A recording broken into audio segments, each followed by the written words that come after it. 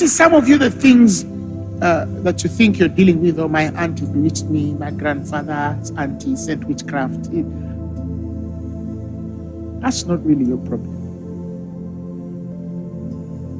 That's not really your problem.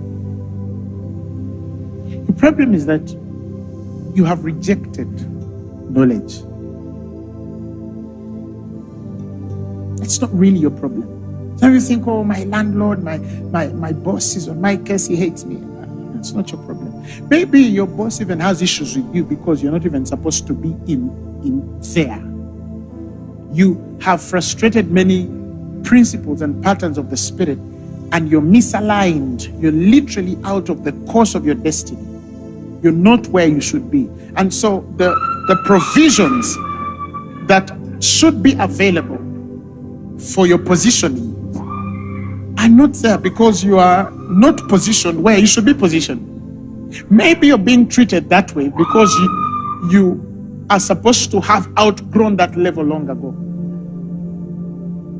Because you don't even discern your course or the way of the spirit, you find yourself dealing with demons that you shouldn't be dealing with. When a man outgrows a realm, there is a signal that God will send in your spirit and tell you, you've been around this mountain for long. You've been in this struggle for long. Surely, if you've been rebuking devils for the last 30 years, praying and fasting over the same thing, maybe, just maybe, if you examine yourself, the problem is not those devils anymore. You're just misaligned. You're misaligned. That is why there are people who literally can be chased or fired from a certain job, and tomorrow they enter the greatest provisions of life. Why? Because that job, that specific job, was you had outgrown that job. Let me say, you had literally outgrown that job, but you did not know that you had outgrown that job. And you start to blame the devil. I think the devil is doing this, yet it's God in the middle of it. I know of a person once whose phone they stole. They stole their phone. And when they came to me to tell me that their phone was stolen, the Lord told me, I told this person to give away that phone long ago because their level was not supposed to be holding that phone. You see? So they were living in rebellion. And true to form, the day they stole that phone was the day somebody bought them a new one. That means that they had missed out on the wisdom of transitioning into new realms. You know, it's also a wisdom to know what to do when you're outgrowing a certain realm. Some people don't know. So what happens? They get into a place where it's like their life is paused.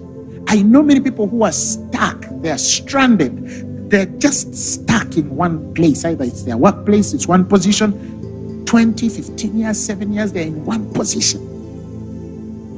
Or it's their business is just in one place. It's not going away, it's just there. It's not regressing, but it's also not progressing. It's just there. They're surviving. And it's 1 year, it's 2 years, it's 3 years. Listen. The path of the just was designed to shine brighter and brighter. That's the way of the righteous. God has not called you to be stuck, still opposed. It's not the way of the Spirit. The way of the Spirit has depicted that you should come from one place to another place like that. It's from glory to glory, from faith to faith, from grace to grace. That's the life of the righteous. But the wisdom to ascend when you've outgrown a realm, there's principles, several principles.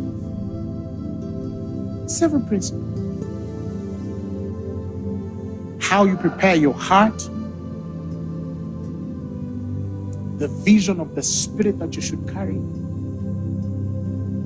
even your giving life, the way you give when you're transitioning to the next phase of your life should be different.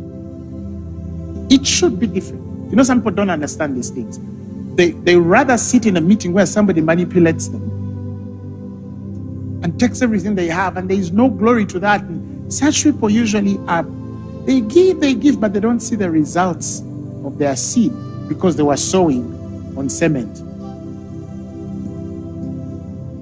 There's no revelation to the ground where they're giving. And here I'm not even necessarily saying give to me. You don't even need to give to me. No, there's many aspects of giving. That when I was leaving, when God decided to prepare my spirit, for example, when I was leaving one position in my banking days, going to the next bank for the next position, when the Lord intimated to me, I remember even telling some of my fellow bankers, and one of them was Stella. I told her, you know, the Lord tells me that by November I'm going to be out of here. I knew it. So I started even investing time in how to train her. You see, that's a seed. In the other seeds I sowed, that was one of the seeds. I started training the person who was going to get into my shoes. And I told her, I feel in my spirit when I leave, you're the one to sit in this office. And I started investing time, showing her this is what you do, this is what you do, this is how you do it. And I started showing her. That was my time being invested in the person. But in the bigger scheme of things, there was a seed I was sowing, preparing my transition, because there was wisdom in really caring how I was going to leave that office. Not just that I was leaving, but it was important to leave it right.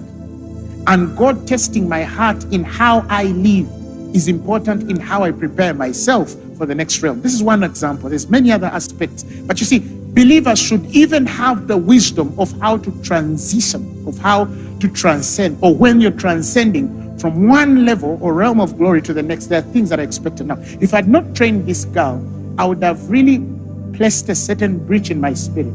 Breach meaning that there's an error of offense I would have left in the spirit realm. That even if I had gone to my next phase of work, there are things that I would have frustrated in the spirit realm that would make my next phase of life a little more complicated than it was. So my next phase of life was a smooth journey too. The successes were sure because I had aligned myself to the laws that favor my success. These things you should know. How you deal with your sister who is going to get married will determine your marriage and how you'll enter your marital destiny. Some people don't understand these things. They are only at the place of taking, receiving. They just don't know how to give. Or they're just in the habit of using and taking advantage of others. They use, they dump, they use, they dump. If you've ever, you know, this thing called using, nobody teaches it. You can't learn it in a Bible school. There's no college that can teach you how not to be used by people. It is a school that God has to take you through yourself. And those of you who have gone through it, or some of us who even have PhDs, understand this best. People can use. Actually, somebody can use you and even accuse you for using them.